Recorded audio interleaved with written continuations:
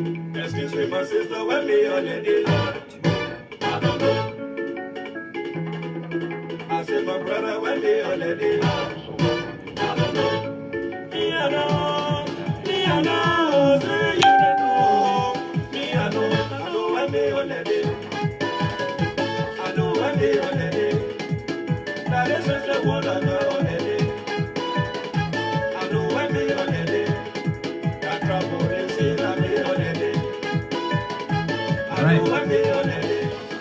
That is not the jealous of me holiday. I know when me holiday. That power below that me holiday. I know when me holiday. That all the way that me holiday. Me I know. Me I know. You don't know. Me I know when me holiday. Now this is the one I got holiday.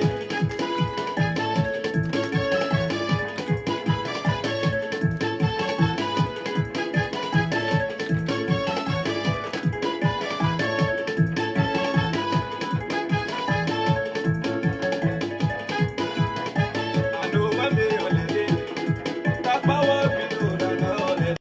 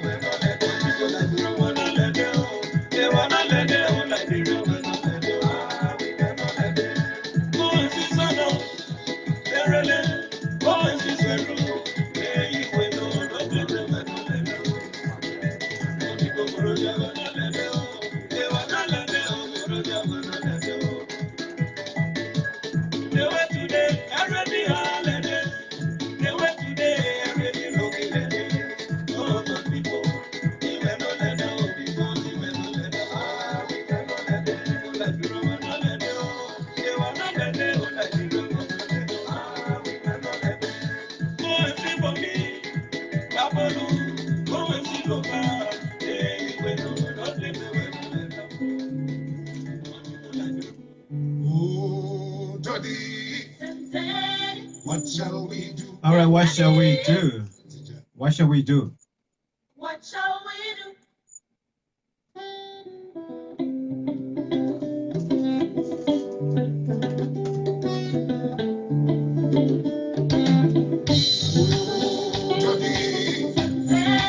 What shall we do? All right, what shall we do? What shall we do? In the midst of everything, what shall we do? Okay, welcome to the program Profile Liberia. All right, I have a studio guest with me, one already. Waiting for Christian Noko4 Nelson as well from the States to join me. Yes, good evening, Dr. Barnes.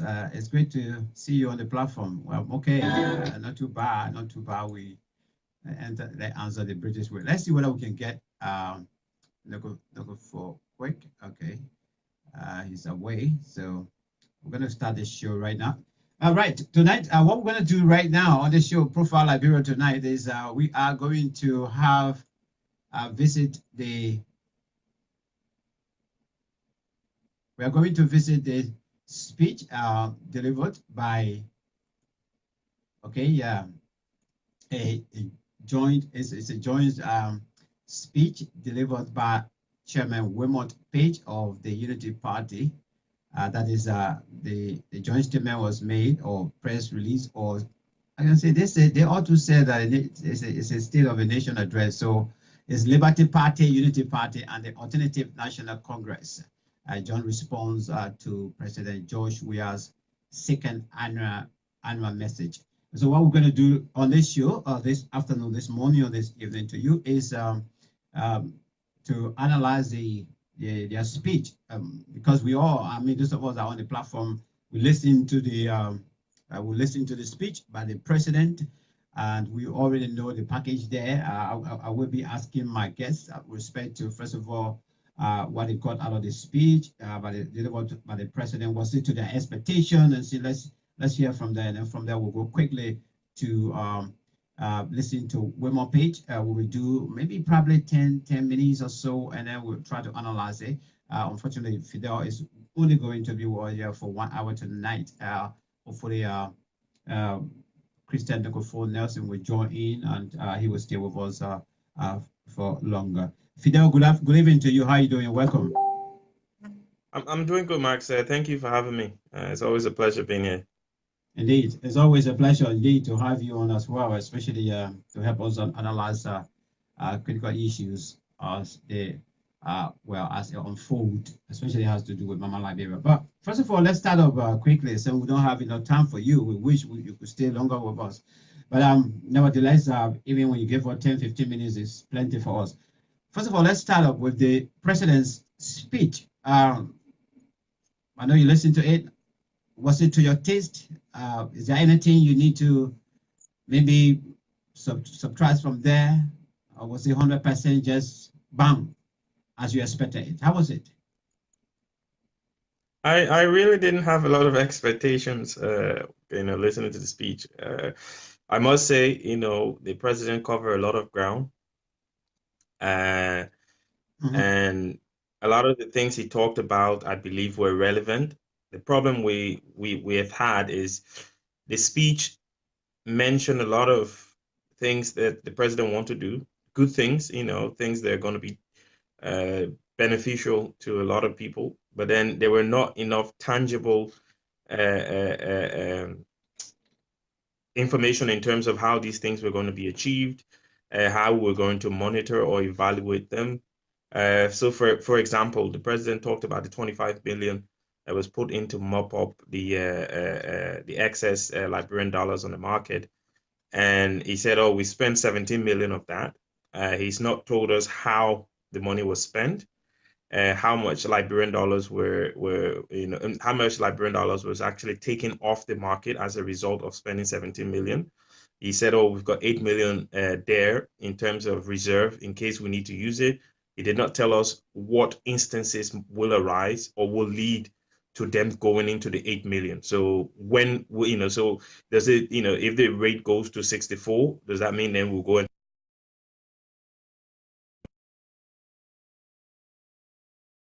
go? So, those are some of the examples in terms of what the speech lacked. The speech covered a lot of things that some of us would, like to hear.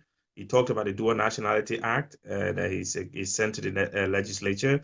He talked about other acts that he sent to the legislature as well, and things. He talked about Domestic Violence Act that he sent to the legislature and hoping that they can deliberate and pass those. So, but in terms of substance, I think that's the word to use. There were a lot of policy options and recommendations proposed by the president or reiterated by the president from his last speech, but without any substance in terms of, how we're going to get these things achieved.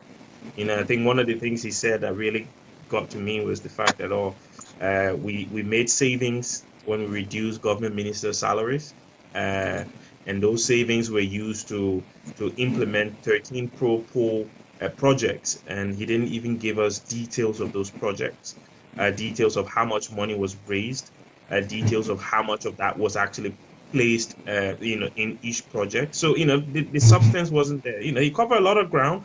He talked about most of the things we wanted to hear about. I was glad that he talked about the 16 billion, because a lot of us were waiting to hear what he was going to say.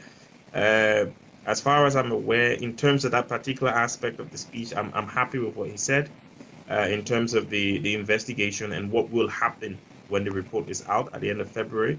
He's saying that USAID will be responsible for giving that to the public so that we can consume it and then make our decisions. And he also said, look, if anyone is found to have willfully, committed crimes in that regard, then, the law will take its course. So we'll have to wait and see, obviously. Like I said, a lot of good information. And then I was watching the speech, and one of the things that someone typed was that this speech is very hypothetical, and it kind of, that was kind of the right word. So you're speaking, well, maybe this thing might happen. We were thinking about doing this, but not how you're going to do it, And finally, I think the other thing is, well, he talked about how he planned to pay for university tuition fees by sending an act to the legislature for them to approve that will make tuition fees, the responsibility of the government. So at least we know it's going to come from government revenues. Where in government revenue that's going to come from, we'll have to wait and see. Yeah, I quite agree with you in terms of the detail of it. Well, on the surface, it was detail, except for the substance and the little branches that we needed to know as to intertwine with what the day is about, especially mentioned in the Constitution. It's supposed to have been a full report, giving us the full report and telling us the income as well. I mean, in terms of, what they say, where are we, and so. What was your general feeling? I mean, let's put it 16 billion ones out. The 25 million. How would you? Did you agree with what he's saying about the 25 million? That 17 million was infused and 8 million is in the cover for us. Convinced?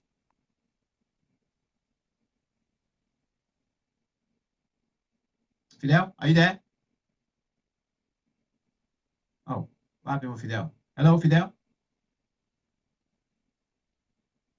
Well, the thing is, it's not the case of agreeing, because the president didn't provide much detail in terms of how the 17 billion. Because what I wanted to see was him saying, look, we spent 17 million. We gave 3 million to LBDI, we gave 5 million to this bank, we gave 2 million to that bank, and then we received 10 million Liberian dollars from this bank, 20 million Liberian dollars in return. Because the thing is, the essence of putting the money on the market was to try and buy some Liberian dollars. So the least that the president could do was tell us, okay, this is where we put the money, and then this is how much we got out of the economy, and that wouldn't have taken 30 seconds. That could have been written and read in 30 seconds. So it wasn't going to impede the rest of the speech or do a disservice to other aspects of the speech. And those are some of the things I'm talking about in terms of the substance. All we know is they spent 17 billion. We don't know how the 17 million was spent. We don't know how much Liberian dollars were taken off the market. So it's like, okay, yeah, you spent 17 million. It's good news that we still have 8 million in the bank, but how did you spend the 17? A report is supposed to be detailed, and say, look, we spent 17 million. We used 10 commercial banks. Each of them had 1.7 million deposited in an escrow account. They then went and dispersed that to their customers and then took Liberian dollars, and we received 20 million Liberian dollars from each bank. So in total, we took 200 million Liberian dollars out of the market and out of the economy. So then, we know. So, okay. So yeah, that's how the money, but, again, he just said, okay, yeah, we spent 17 million. We still don't know whether what Minister Twe, the one that keeps annoying me, what Minister Twe talked about giving it to money changers, whether they still give it to money changers, so it's the substance wasn't there. Today is another bombshell now. It's like, I mean, for anybody who can read between the lines, who can still remember things, perhaps they'll go home now and say, well, I thought Mr. Twe say the whole 25 million was given to the people at New Crew Town or so. How come the president coming now and telling us he gets only 17 and 8 million is kept? Who to believe? Anyway, thank you so much. On that, we're going to leave that. We'll come back another time. Hopefully next week we'll go into the president's speech. But I think I've been trying to make a research to find out as to actually find out as to which of the president ever spoke for more than 2 hours. I think Judge we have taken the lead in that one. So Fidel, let's go to the response, because I don't know whether whether maybe at the end of the day whether you agree with me if the collaborating parties, whether it was necessary for them to have done this speech before the president's speech also. But let's listen to Mr. Pay a little bit, and we can get your analysis while we're still waiting for Mr. Nelson. Let's go to Mr. Wilmot Pay. Who was attending the state of the nation and the senator, who was attending Alternative National Congress, the ANC, Liberty Party, LP, and the Unity Party, UP, to President George Weah's January 28, 2019 annual message. Fellow Liberians, for over 1 year, we have endured tremendous hardships imposed on you by what is evidently one of the worst governments on the planet.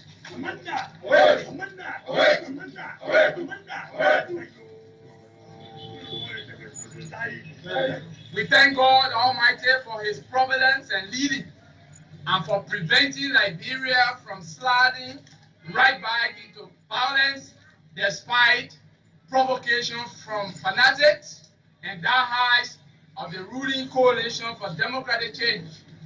We also extend thanks and appreciation to our international partners and friendly governments for their continual contributions to the peace we all enjoy. Fellow Liberians, you just listened to President George Weah's annual message presented to the legislature as mandated by Article 58 of the 1986 Constitution.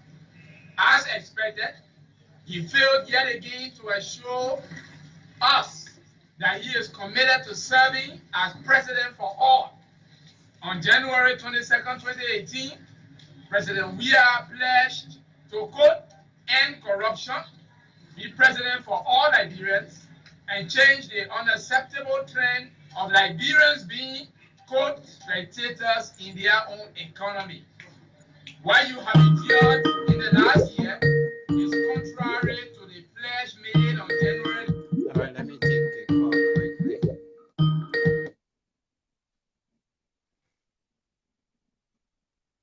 All right, Nook. Yeah, Max, how you doing? All right, welcome.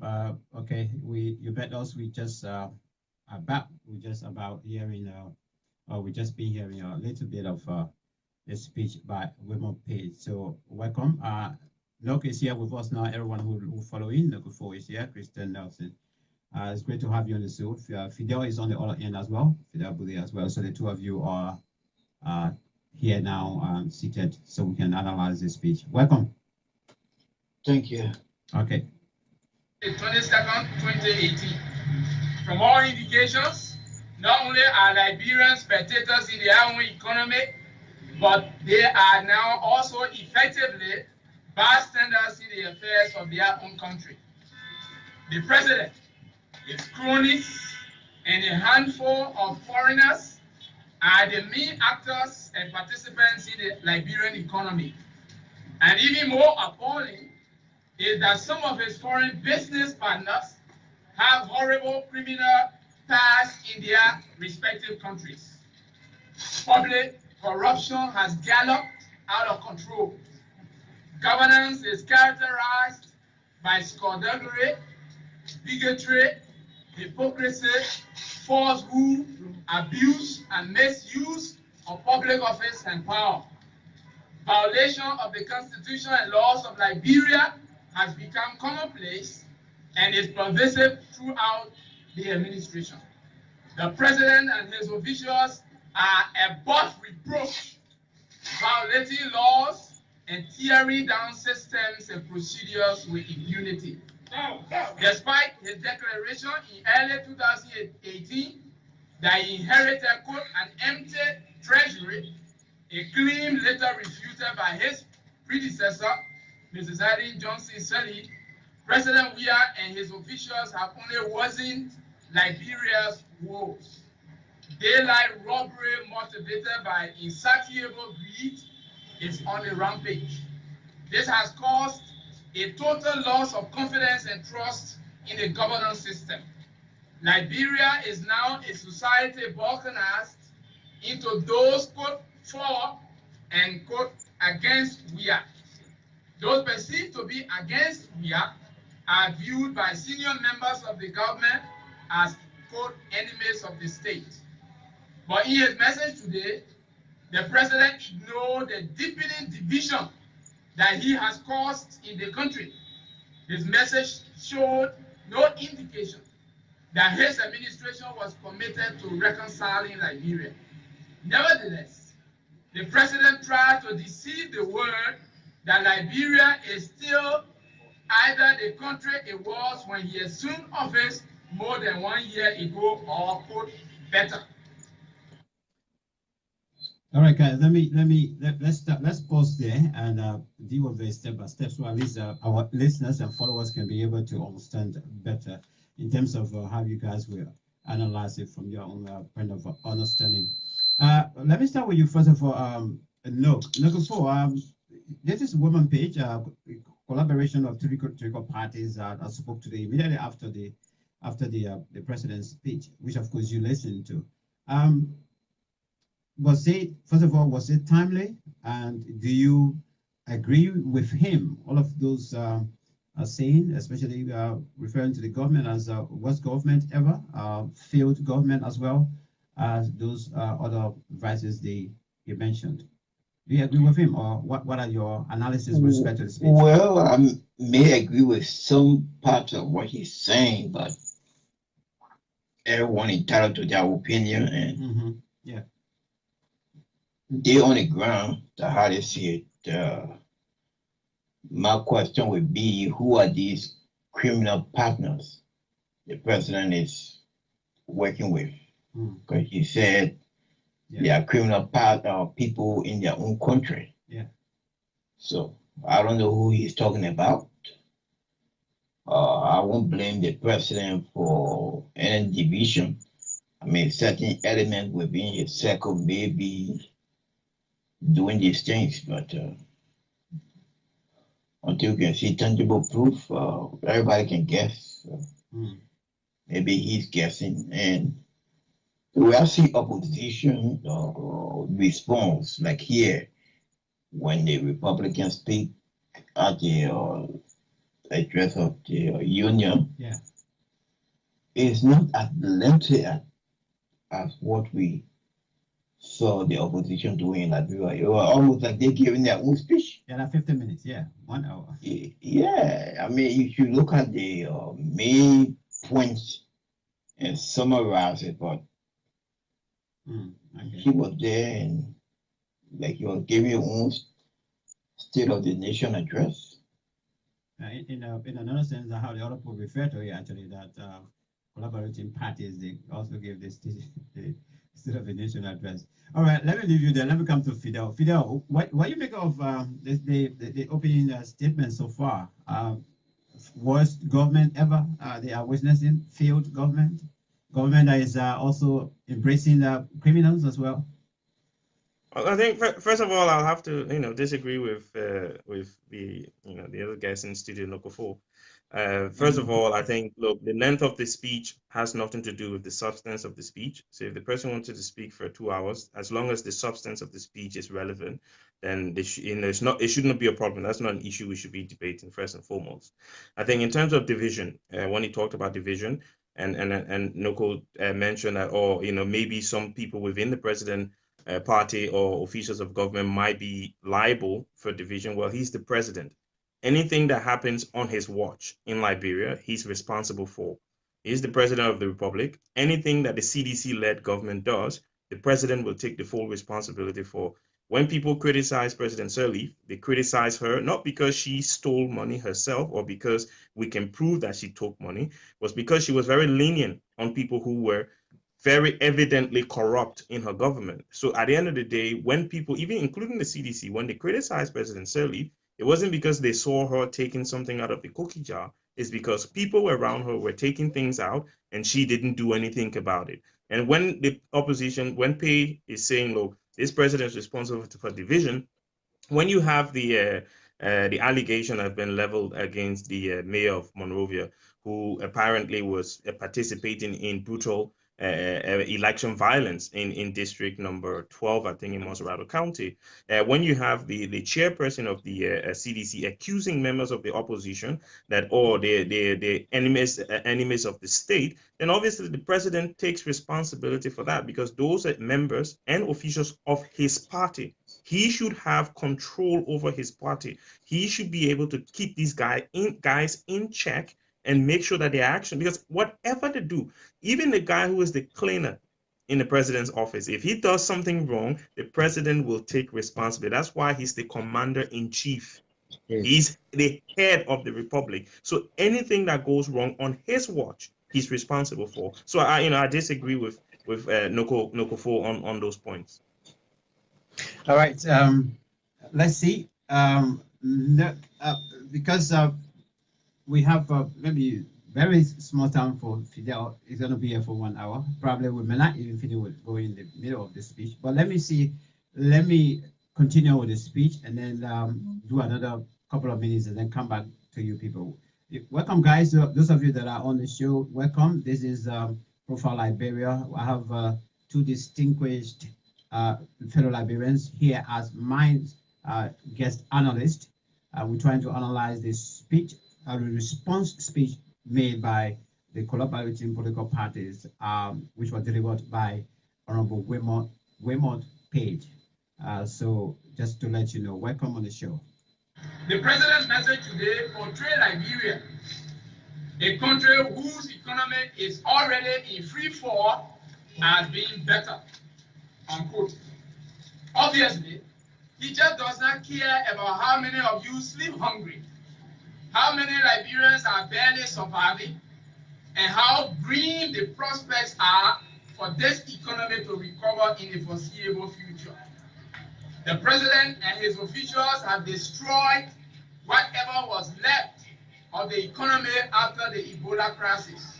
Yet, while you waited to hear some meaningful policy prescriptions for resuscitating the bleeding economy, he said nothing substantive to rekindle our hopes, reassure businesses, ensure investors' confidence, and once again, regain the respect of Liberia's bilateral and multilateral partners. This is what a serious leader would do in difficult times. With this attitude and posture, it is easy to predict that the Liberian economy will only deteriorate further. This is worrisome. The country needs an immediate remedy.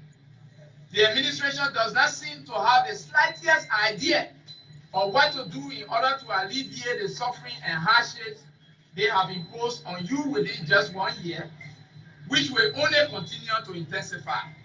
The president's message to the nation today was a waste of time because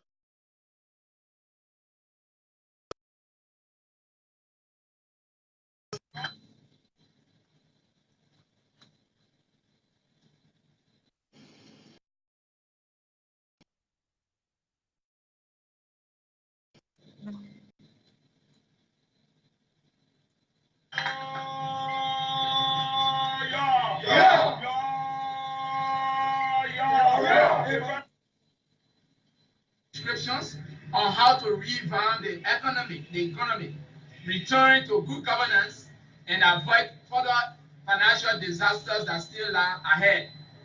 We must act with some urgency to prevent the situation from deteriorating into a humanitarian catastrophe.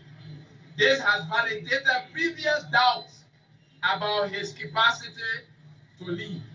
We do not think you should continue to take him seriously at all. The president failed to assuage Liberians. The president and his cronies are celebrating while businesses are closing down. Food prices are soaring, and the prospects for jobs for young people graduating from colleges and universities grow dimmer, gloomier, and even grimmer. Meanwhile, sick people are being turned away by hospitals and clinics and left to die at home because there are no medicines and such basic pieces of equipment as syringes. This is not a creation of the opposition. We are not the one destroying the Liberian economy. Liberians know who is destroying this country in a manner never experienced since the end of our civil war. You do not, and will never matter to them at all. They announced a tuition-free policy for all public universities and colleges, but visit our public institutions and community colleges across the country. There are no basic instructional materials because. All right, let me hold the honorable there. Let me come to you, Fidel. First of all, I mean the chairman there, Wilmot, actually touched on a few things there. He denied the fact that because the president may mention that the economy, as compared to the past 12 years, is much better now, but he's refuting that. He said no, it's not true. And he also telling his citizens not to believe what the president is saying. Okay, and also he also said that Mr. Weir and his lieutenant, they have no idea of how to run the government as well, something. And he's also talking about, he feared the way the government is going. He feared that something might, bad may erupt or so. And he's saying that he's not even taking him for serious. I mean, there's a whole president, and not even president, he's a doctor as well. And the chairman telling him he's not taking it for serious. What's your take on this? I think, first of all, I listened to President Weir's speech, and to be fair to the president, he didn't really say that the economy is better now than it was 12 years ago. He did say that the economy grew at a rate of 7% prior to the Ebola virus crisis we had in Liberia. And the last year it grew by 2.5%, I think. And then the hope is by 2023, 4%. The president talked about the fact that he hasn't, his government hasn't incurred a lot of debt, that the national debt, which was at 800 million, is now over 900 million. And the reason is that high is because there was some structure, reconstruction of loans that the previous government took out. So, in that regard, I think I'll disagree with Mr. Pei. I don't think, I listened to the speech. One of the things the president bragged about, which I felt wasn't a very good thing to be bragging about, was the fact that his government is so reliant on grant and goodwill of foreign governments. He was bragging about it all. The previous year we had only 4 million. I got 30-something million. It's like, well, that's not something you should be bragging about. You should be bragging about your economy developing, that you're bringing in more taxes and things like that. Not bragging. So in that regard, look, Mr. Pei is on the ground. You and I were in Liberia in December. We saw what we saw in Liberia. Prices of basic commodities are going through the roof. The cost of living is very, very expensive, and it's getting worse by the day. I spoke to, and I said this on the show last week, that I spoke to individuals who are in the business sector in Liberia, who supply medical things, who give medical supplies to the Liberian government, who the government owe them so much money and can't pay them. So these people can't, if you're a businessman and you need to sell things to be able to buy things, and then the government is taking your products and not giving you money, you can't bring new things into the country. So his assertion that people have been turned away from hospital, I will believe, based on my conversation I had with businessmen in Liberia. In terms of not taking the president seriously, I think most of us had our minds made up before he even won the election that he wasn't fit to be president. And I think a lot of people haven't been convinced otherwise yet. I think one of the disappointments for me, this is a serious matter, the state of the nation. And I think the president spent more time joking and laughing about than he actually spent giving real details to the Liberian people. He said, look, these are the things that happen. And Mr. Pei was right. Look, it is a problem in Liberia. We come up with so many policy options and prescriptions with no tangible framework in terms of how we're going to achieve them. And that is always going to be a problem for any Liberian government. Okay. Fidel, look, no idea of running a government. Well, I would say yes, to a degree. I mean, you cannot run the government without a written policy. Nobody really knows what is pro-poor. I mean, you ask one government official, he gave you this explanation. You ask this other person, he gave a different explanation. No, the meaning is that they brought a proper rice. One bag for $10 and another one for $11. Well, I think they sold it based on the size of the bag. Yeah, the quality. That's what what I learned on the ground. They say the other one got more quality than the other one. So I mean, that's the definition of proper. I'm just trying to define the definition for you. So let's go ahead. What do you understand from Page on this segment? Well, again, I'm not on the ground, so I can't dispute or rebut how it is on the ground, but he was giving the opinion of the various opposition parties. You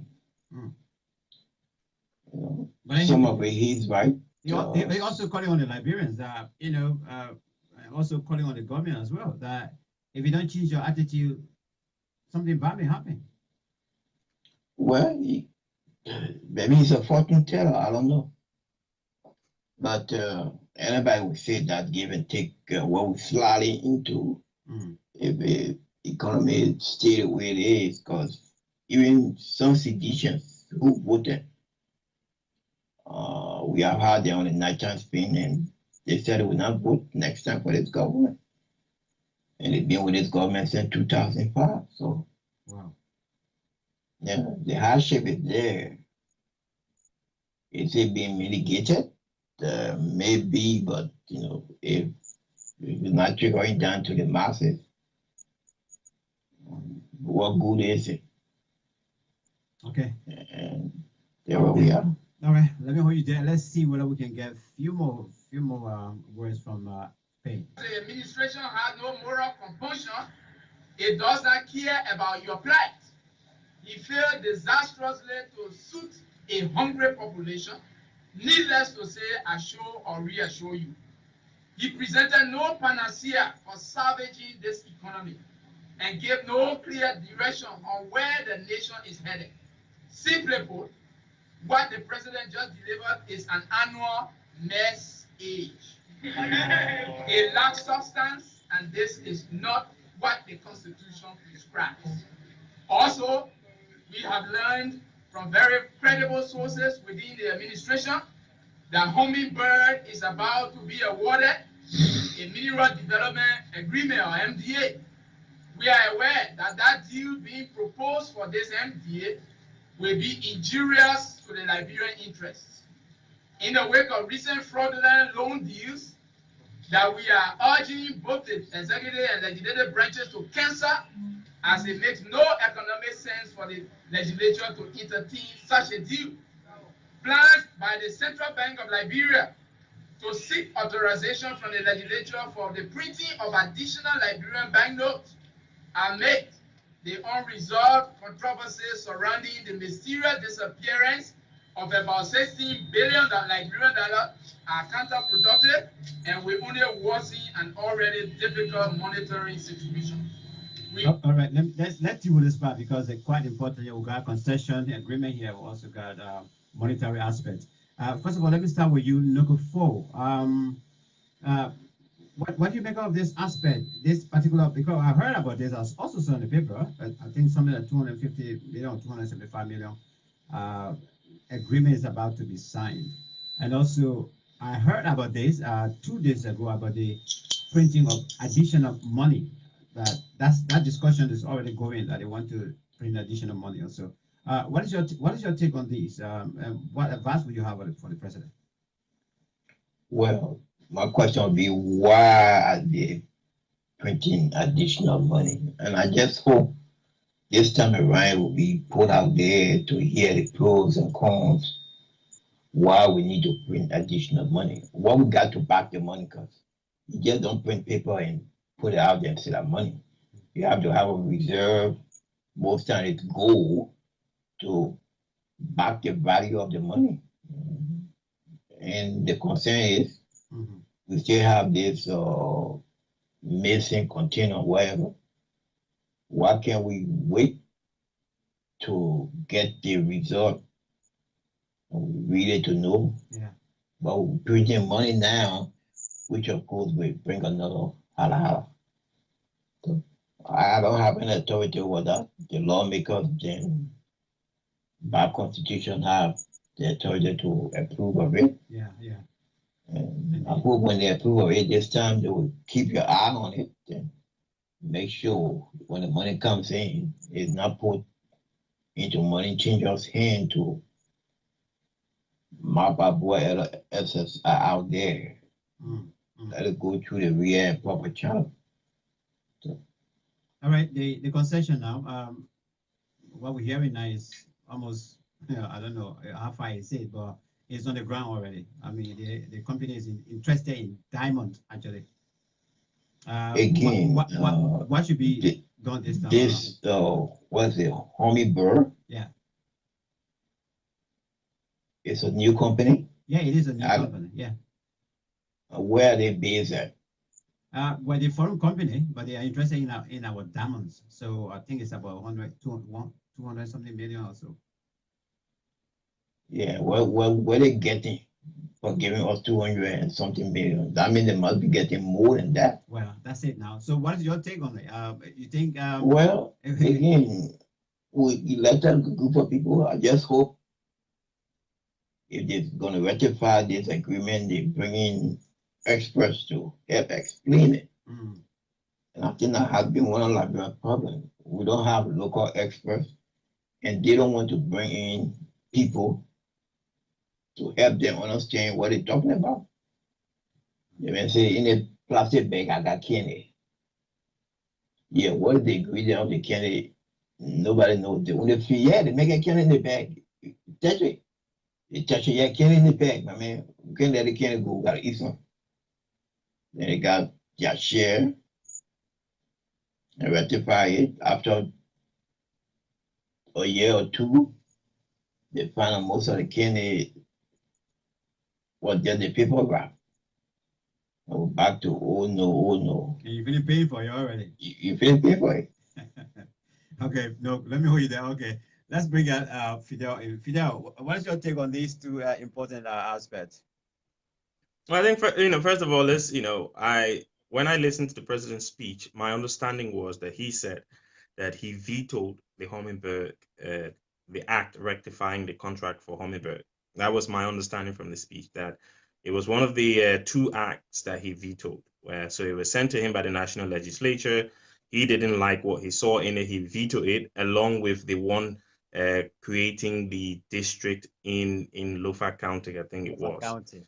Yeah, so that's my understanding. I might be wrong. I might have listened to it wrongly, but that was my understanding, that he vetoed two bills, and that was the Hummingbird contractual concession was one of them, because he felt that it didn't give the Liberian people what they needed, and that they were going to go back to the drawing board and then renegotiate the Hummingbird deal. So until we know for sure, I think I will reserve my comments and thoughts on that.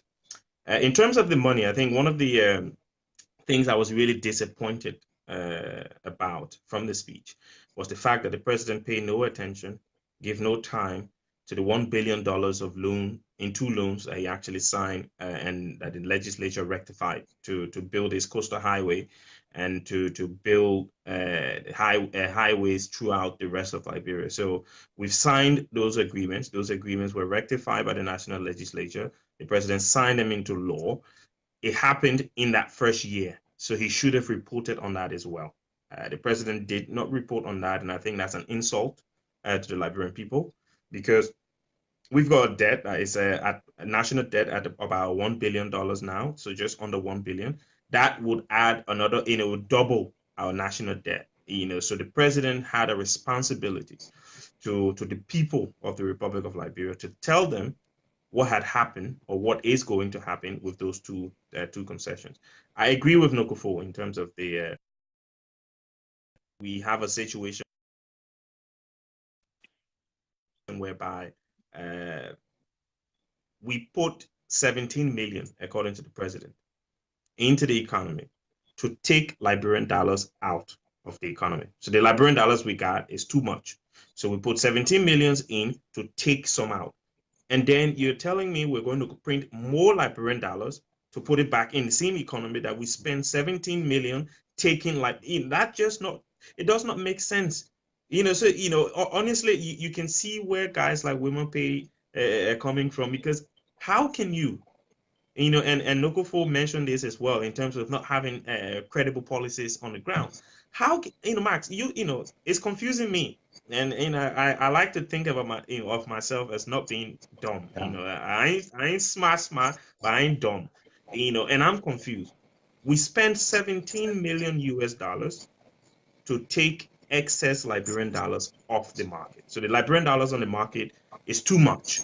We need to take some out. So we spent 17 million. The president said that in his speech because I listened to him when he said it. And then now the rumors are, if it is true that we're going to print more Liberian dollars, even though we've not told the Liberian people how much Liberian dollars we managed to get off the market with the 17 million, but now we're going to print more. On top of that, there's 16 billion missing that might turn up any day. So imagine printing 10 billion. We already have about maybe 14 billion in circulation. The 16 billion turns up and gets into circulation. That takes it to what, 30 billion?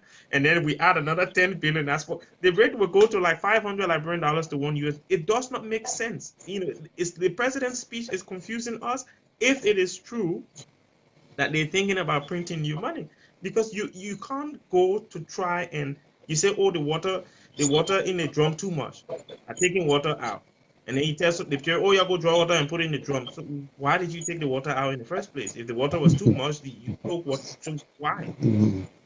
It just don't make sense. And those are things that the president, his spokesmen, need to come out and clarify later on. Either he misspoke, and they need to address the rumor that, look, there's going to be printing of new money, because that will just be the stupidest idea I've ever heard of.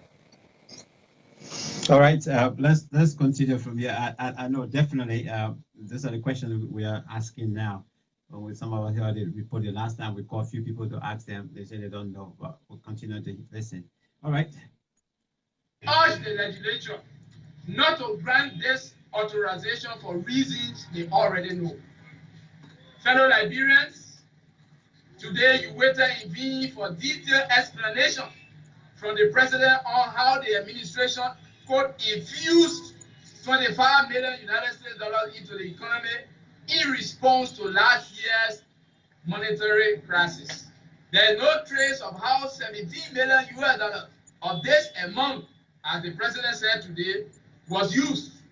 For the first time since Liberia returned to democratic governance, we have a president whose finance minister does not prepare quarterly or midterm reports as required by law.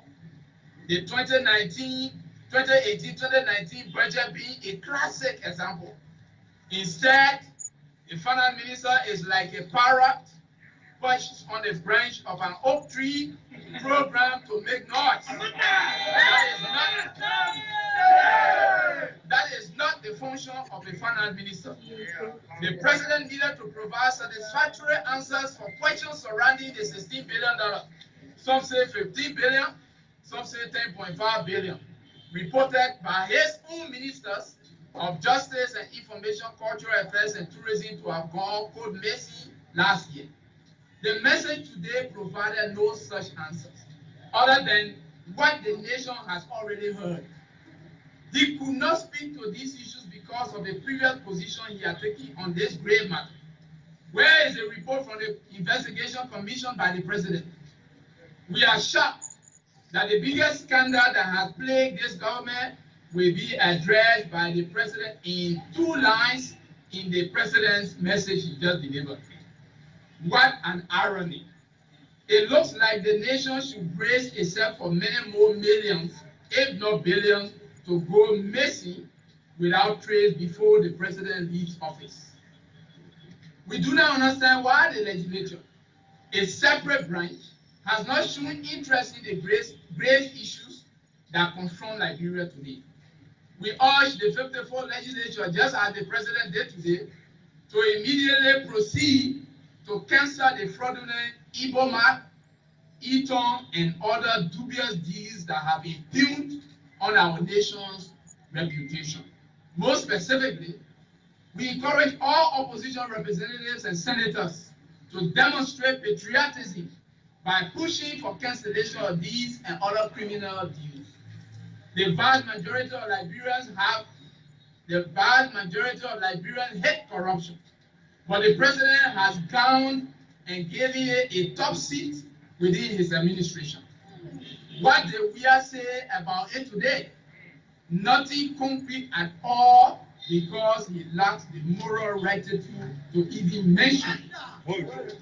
Do not take this year's message seriously. Insofar as the president did not address your needs, concerns, and the pains that you endure daily, his message lacks credibility. Remember that you struggle to endure hardships imposed by bad governance, fueled primarily by an unprecedented level of corruption. President Weah and his officials are busy enriching themselves. They are doing so at your expense. See what they have acquired for themselves in just 1 year, despite the economy being in such a horrible state. Besides, what you just heard from the president falls far short of fulfilling the requirements stipulated in the Liberian Constitution. It answered no questions about how his administration intends to tackle corruption. It fails to speak directly to the fiscal indiscipline and other myriad of financial improprieties that the president and his administration have caused in just 1 year. All right, let me hold Mr. Page there, because we've only got maybe 9 minutes for Fidel. So let's see whether we can get something out of you from you people from here. No, I mean, why are you taking us on this? Because Mr. Page, let me see now, he's speaking on behalf of the rest of the people. The speech is almost like they are crying. They are kind of, they are really feeling bad, disappointed, expressing serious concern as well. But this quote by these political parties on the legislature, not to actually look at things like how they've been looking at it before, but this time around, any concession agreement or whatever it is, that they should scrutinize it to the best of their abilities in the interest of the Liberian people as well. I'm not going to do it on the description of the finance minister. That I level the finance minister to respond to that. What's your take? Well, Max, I don't get the point where he or they calling on the lawmakers. They are CDC lawmakers, and the opposition bloc have the majority of the lawmakers. They put the numbers against numbers. But these are the same people that are sitting in the house when they put the yes, so why you can say they are calling our fellow partisans? Yeah, but they say when they put their hand in the house, they don't even recognize them. Well, then who fault is it? And who is the speaker? Who fault is it? I mean, you got your partisans in the very branch you are speaking to. Why you can go behind closed door, call your partisans and say, look, we got concern, here are the issues, and want you to take a stand. That's what they do here, the Republicans and Democrats. That's why we have shut down. Yeah. But they don't do that. Anything comes in front of them, they accept it.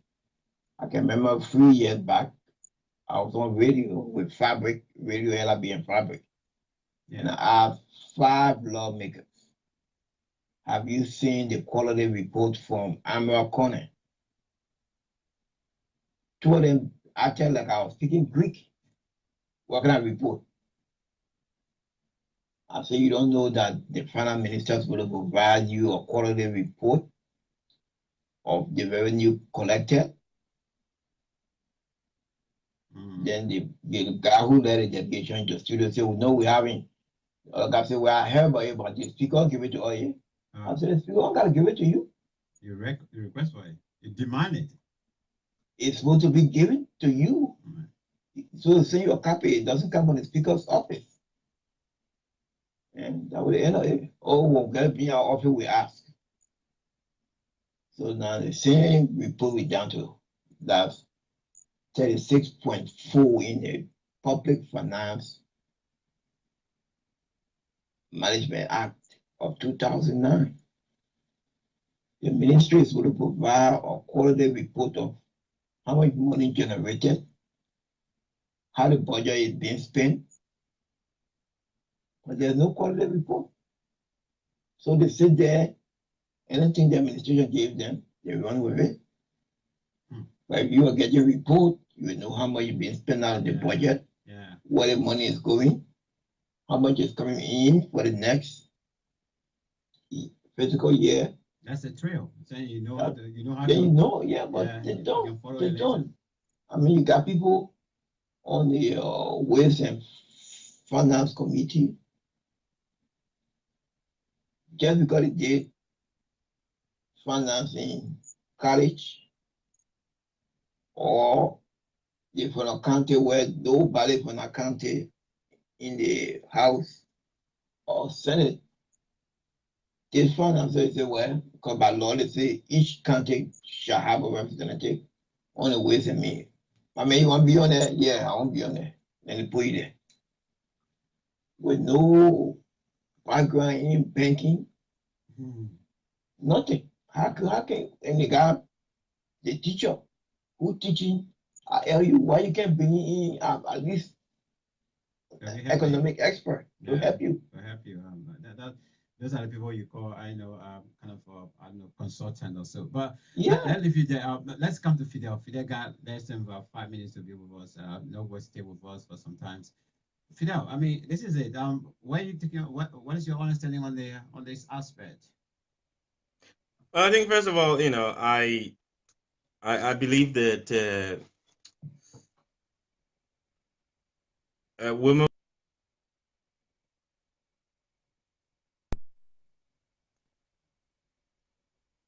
Yeah, I believe that women pay touched on a very important point, and Noko4 actually touched on that as well. One of my biggest disappointments has been with the national legislature, and the problem we have is most of these guys and women who go into the national legislature go in there to get money. They do not go in there with the mindset of representing the Liberian people. I said on your show last week that we should reduce their salaries to $1,000 a month and see how many of them will stay in the national legislature. Because if you go in there to get paid $1,000 a month, you will be there to do the work because you want to do the work is why you go in. Most of these guys go in, because they know, look, if I spend $20,000 on an election, I'll win. In a year's time, I'll get 150 to 200,000. So I'm happy. That's why they're there, and that's why obviously women pay call on the opposition. He did say all the opposition representatives and senators need to get up and do something. They need to ask to have those 2 loan bills canceled. And at the end of the day, that is my disappointment. These guys were elected by let's put the senators to one side. Representatives are the whole essence of a representative is you are a direct representative. Representation of the people. That's why it's done on districts, on the basis of districts, so that you're representing a small number of people. Every representative in Liberia should be able to spend a week in their district talking to people to understand the needs of these individuals, so that when they go to the national legislature, look, I would rather have a representative in the national legislature voting morally, voting for the interest of the people, even if your vote doesn't matter, even if everybody else is voting against you, but let the voting record show that, look, I've always voted against things that I felt that were not in the interest of the Liberian people or in the interest of my district, because you are there to represent your district. At the end of the day, we have no opposition leaders in the national legislature. All of these guys are greedy, money-seeking individuals. They're all in there simply because of what they can get and what they can put into their pockets, and they do not care about the people they represent. I have a serious level of pity for Liberia and Liberians, because our leaders are not working for us at every level of our country. At every level. The police is not working for the Liberian people, because you appoint someone as deputy director of police, he starts to misappropriate, he starts to disobey the law, he's breaking traffic rules, his bodyguards are beating people because they passed their car. So, at the end of the day, we elect people to go into government to enrich themselves without them doing anything for the people who elected them. And that is a big shame for Liberia and Liberians. And I don't know how we're going to change that. Because unfortunately, the executive can't tell the national legislature to reduce their salaries. I felt the president had an opportunity when he talked about how he reduced salaries from 20,000 to 7,200. He should have said to the legislators, I hope that you can join me and do the same so that we can save some money on your budget, and then put the ball in their court. But unfortunately, he doesn't have that mindset. He doesn't have the advisors telling him that that's a way of playing politics, because now you're putting the ball in their court. You're telling the Liberian people, look, I cut my salary. I asked them to cut their salary. Let's see whether they will cut their salary. If they really care about you, they will cut their salary. But he's not capable of doing that. And in terms of, look, the finance minister, I wasn't aware, and Noko4 is actually more versed in this than I am. And I didn't know that the finance minister had to do a quarterly report to the Liberian people. And if he's not doing that, and according to Pay, he's the first finance minister since the war to not do that, then the legislature, as they should be doing, should be holding him to account. Summon this guy, subpoena him, whatever it is, say, look, my brother, you have to appear before. Where's the quarterly report? We've not seen a quarterly report, and look, I believe, because this is saying goodbye as well for tonight. I believe our biggest problem as Liberians is we do not have individuals who are patriotic enough, who are selfless enough, who are, I keep making reference every time I talk to my brothers. I was speaking to some of my Nigerian friends and they were complaining as well on Saturday. I said, look, if we look at the example of Thomas Sankara and what he did in 4 years in Burkina Faso, he preached austerity, he preached tightening the belt, and he lived austerity and he lived tightening the belt. You cannot tell a group of people, look, we don't have enough money to eat, so we all have to eat a tenth of what we would normally eat. And then you, as the leader, you're eating half of what you should eat. So everybody eating 10%, you eating 50%. That doesn't work. If you say we should eat 10%, all of us must eat 10%. And the people will join you, the people will work with you because they can see that you are doing the exact things that you are asking them to do. We do not have those leaders in Liberia. Everybody is in it for what they can get. And that is infested in our country. It's at every level. You go into some homes, your nieces and nephews, you ask them to do something. Oh, well, what are you giving me now, uncle? It's a cultural situation. It's a cultural issue that needs to be addressed. I don't know how we can address it. I don't know the answer. We need to come together as a country and find a solution to the problem. But it's a cultural issue that we all are in it to get. We're not in it to give. We don't go into public service to give because public service is about giving. We don't go in it to give. We go in it to get. And that is the mentality that needs to change for Liberia to progress from the bottom up. Okay, Fidel. All right. Well, Fidel, since you are going, you want to add on? Yeah, I don't know if I can add, if you permit me. Yeah, go on. But what was this president's salary and what is it now today? By law, I think it's Article 69 in the Constitution, the legislature that's supposed to come up with the salary. In 2007, the New York Times interviewed the president. What was her salary? She said she made 90,000. So if she made 90,000, was it the one person we came in with? What is it now? We don't know. You say reduced, but there's no evidence to show that it was this, now it is that. How much did he reduce it to? Well, let me just respond quickly, Max, and then I'll go. I think President Weah inherited the 90,000 a year salary for the office of the president. He said he was going to reduce his personal salary by 25%. So that's what he said. His personal salary will be reduced. By law, the president cannot reduce his own salary. It's a law. Well, I am, as far as I'm aware, my understanding, I don't know, like I said, you might have more information on that. My understanding is if he has if he probably saying, look, I'll take 25% of my salary and give it back to government. So if he doesn't have the power to to reduce it by law, he can give 25,000 back to the government, or 25% back to the government. So he proposed. We don't. The president, look, Max. The president did not. The president, look. I believe that the president, because what he did in terms of government agencies within the executive and ministerial positions, the executive branch has the power to reduce or amend the salaries of those within the executive. I'm not talking about the president and vice president. I'm talking about ministers and other autonomous agencies, and that's what he did. He said, look, nobody's going to earn over 7,200 a month. So if you earn 20,000, like the guy at Maritime was, or the person at the Freeport, your salary will now be 7,200. So that's what he did. All top government officials will not earn more than 7,200. So is that reality? That. Well, that's what that's what he said today, and I personally haven't seen. Because I've spoken with individuals when I was in Liberia recently, where the lady who is the head of Noko4 is actually earning more than 7,200, and someone caught her in the act, and she even got the person fired. So and that again, that Liberia has more is people talk and stuff like that, and that someone gave me that information free of charge. So at the end of the day, the point I'm trying to make is the president made a statement last year that they were going to reduce salary.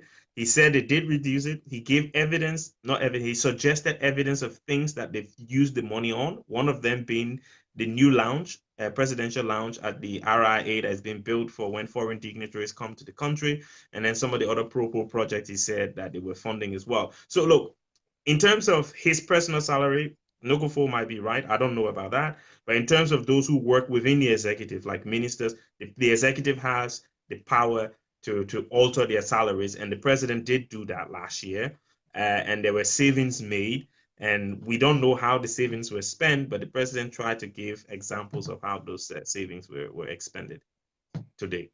And look, we have to give him the benefit of the doubt. We have to give the president the benefit of the doubt.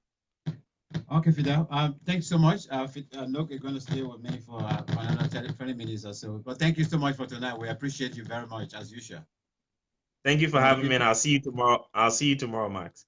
Indeed, we're looking forward to having you on the show tomorrow as a special guest. Thank you very much. Bye-bye. All right, thank you. Thank you to Noko4 as well. Have a good night. Yeah. Good night. Yeah. All right, Look, let's continue with this. Yeah. But before, let's do maybe 10 more minutes. Just about finishing. I have to skip. While the president was busy, woke up to reports of violence in the premises of the high school where Representative Yeke Koluba was hosting an event for children in his district. Yeah. That event was violently disrupted by talks led by an assistant minister. Even though many of the children were seriously wounded, that assistant minister is being celebrated by the administration. Yes. He is a free man, while parents are struggling to pay the medical costs for children wounded by his action.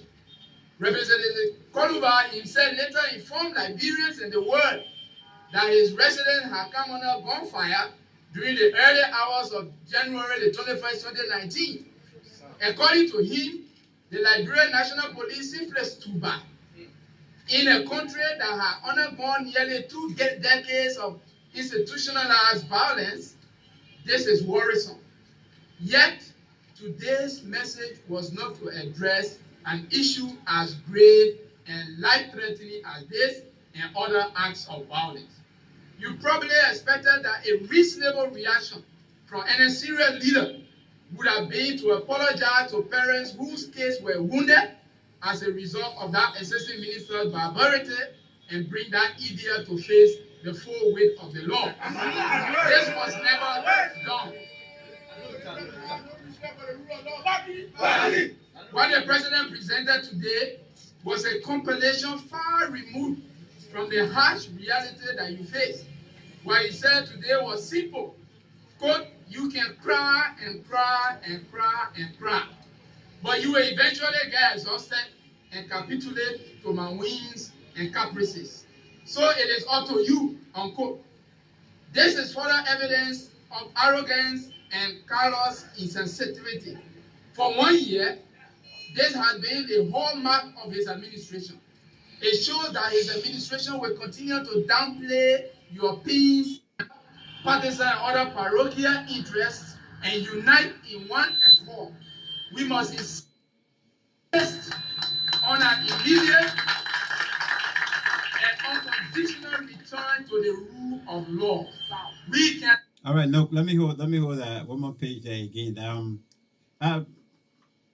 Does it really have any room for the president to take blame on those issues that he's making mention of? No, but the investigation hasn't been concluded yet.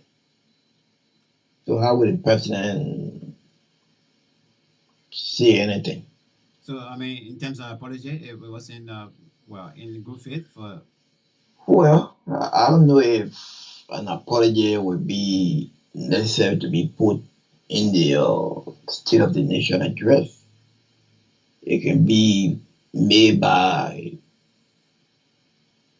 the vice president can say, well, the administration is sorry for what happened to XYZ, and we are looking to bring charges on who are culpable to the crime. Well, he did honor the debt though, even though he's not in support of the war crime codes.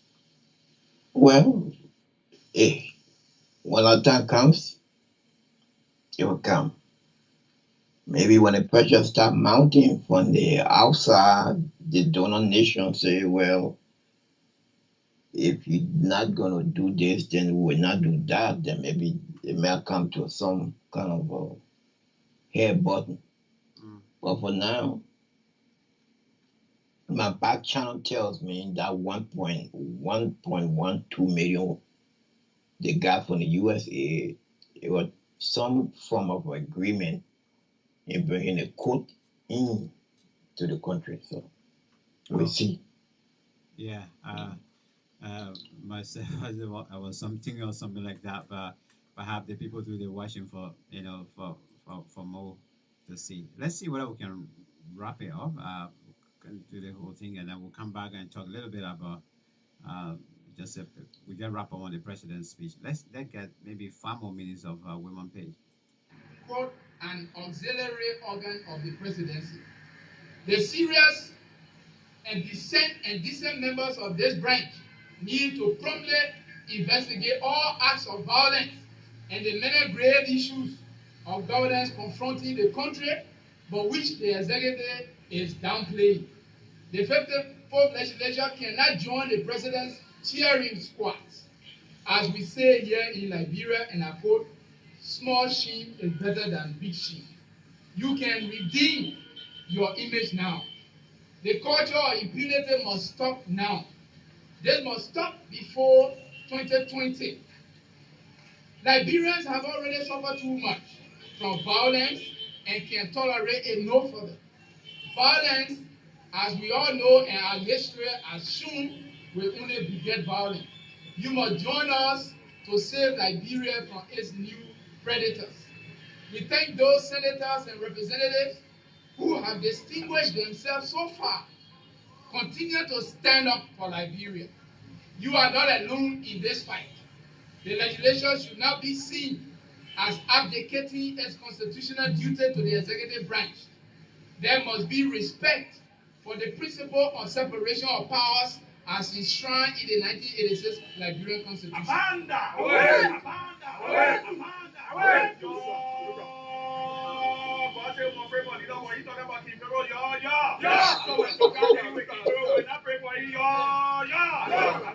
You cannot continue to allow the president to be above reproach. In recent times, there have been countless reports in both the local and international media about cyber violations. Even the British government has prosecuted and convicted a hacker who was reported to have infiltrated Liberia's GSM system. It is strange that the government of Liberia has remained mute on this development, which raises further questions and doubts not only about its commitment to growing the economy and protecting Liberia's interests, but also the security of the nation. All right, we're going to end here on woman page. While we're just taking a look, if our friends then could be hearing this, how do you call it, Battle crash. Yeah, I know if they could be understanding us, I know it could sound funny to them. Because I got this autograph very late, but by the time you laugh and I got it later on. But here we are. I mean, I think that the statement is also concerned about impunity. But look, this is something that some of us we met, almost like people give birth to it and they stay growing also. Um, you anticipate we ever get out of this? Well, it's a culture thing, and I don't know where we go with it, but we might have to walk our way through it, or drastic measure needs to be taken. But I don't know, it's culture, so we just have to Hmm. pray that it reverses itself. But who gonna change it? Yeah, that's a very big question. Um, Even if you advocate for it, how is it going to be? Yeah, How's it I going to will be okay for changed? you. You're gonna step on other people's toes. If you don't, you're gonna step on other people's toes. So Mm, until we can educate ourselves to accept or not accept certain things, nothing really goes on. But, wow. All right, no. Let's try to understand. Let's just wrap up on this one on the president's speech. I know you listened to it. The overall your own personal analysis with respect to well, the speech. overall, to tell you the truth, Hmm. it was hard to follow because the person read it very poorly. I mean, in between, I fell asleep and wake up and say, "Wow, the guy still speaking?" Because Mm, he wasn't really telling me what I wanted to hear. So, and the way he was reading it, like a first grader reading, it was just too hard to follow. It was not, you know, well, say first paragraph in relationship to the second paragraph in relation to the third paragraph, and the fourth in relation to the first paragraph. He was jumping here and there.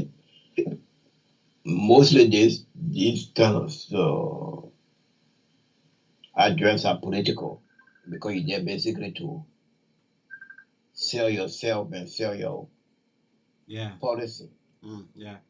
And I really didn't get that, except we do this. And even the money he was speaking that they got.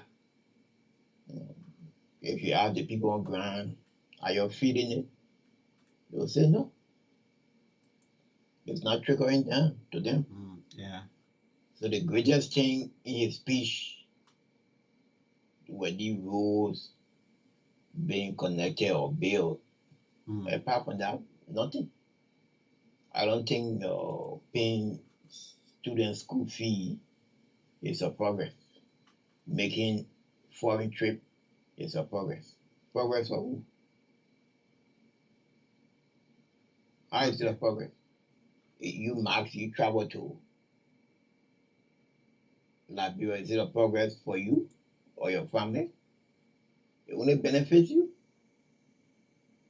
You go and see the scenery and you come back to London, you tell people about it. Is that a progress? Well, I don't get the part. no, no. It being a progress. All right. Let me bring this to your attention. Let me hear from you. The responses to the state of the nation should be delivered by elected representatives of the opposition and not party chairs. To your Harris is saying that you agree with him? Not necessarily the opposition party can pick who they want. Uh-huh. They don't have to be elected or pick person. If they want to pick the party chair, fine.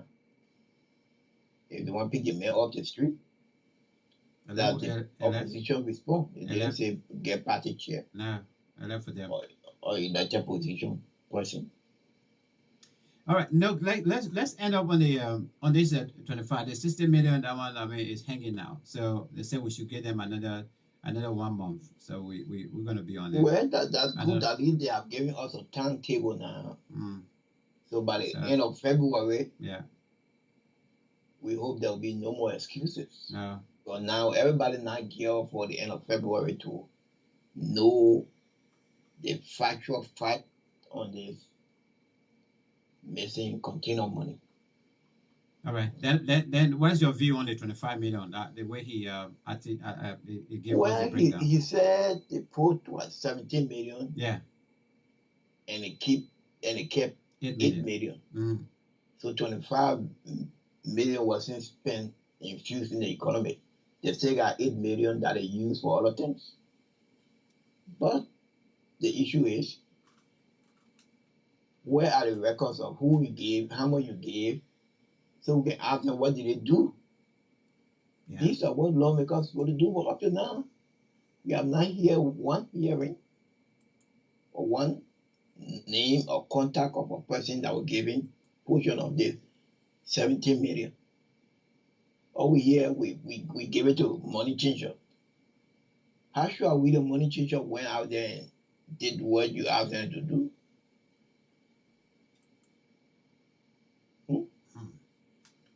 Now, wherever they did, the rate went down. Now it's going back up. So going back up, yeah. Are we going to give them another 17 million to infuse?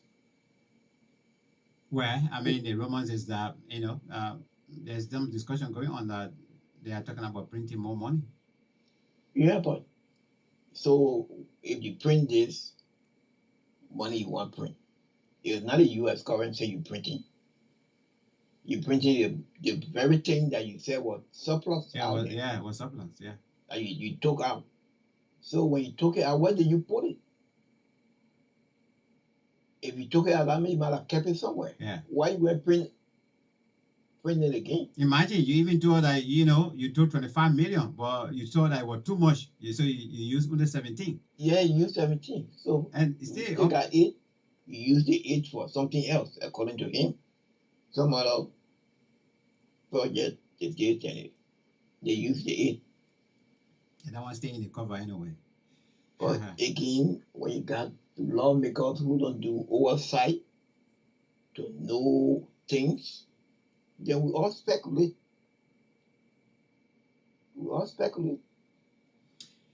Okay. Look, we're going to end here. We just want to say thank you very much for tonight again.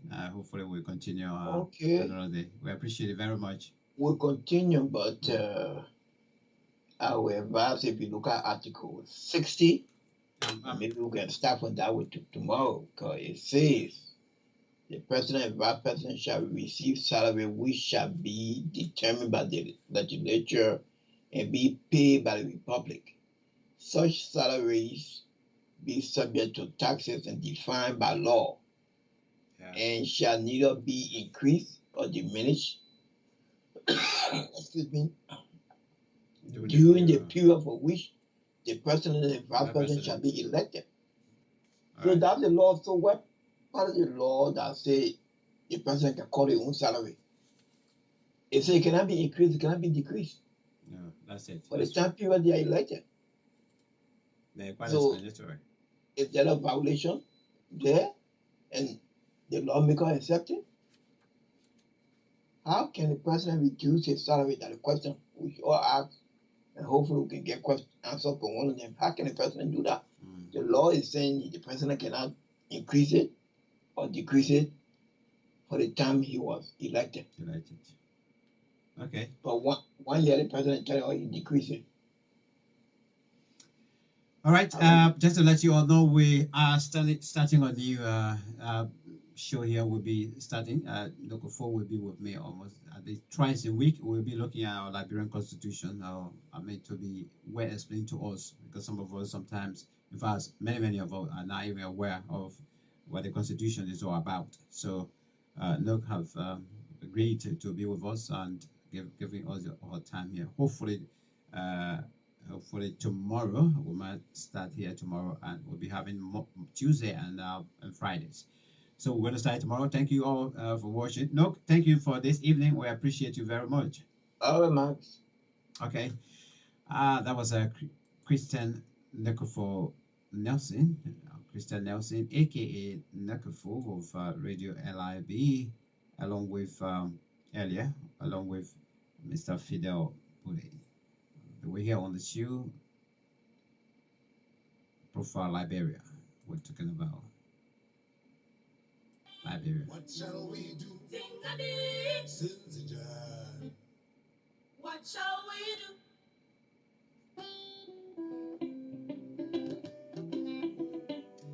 What shall we do when things are not going the right way? What shall we do? What shall we do? Oh, what shall we do? What shall we do? She don't want to say people like the river, not let it. We were not let it, oh, like the river, not let it. Ah, we were not let it. People, yeah, like the river, yeah, people used to come. All right, once again, let me say thank you. Thank you for joining the show. Thanks for your contribution. Thanks to all of you who shared the video. This is how we come to the end of the show. Profile Liberia. Our guest analysts were Mr. Fidel Budi and Christian Nelson, aka Noko4 of Radio LIB. Hopefully, by the grace of God, until tomorrow. I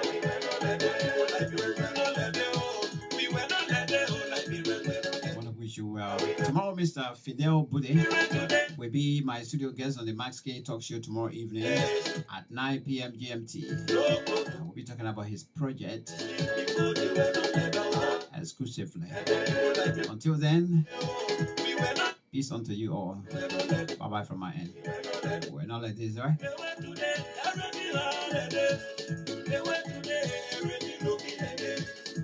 We have it, all of the day before we went on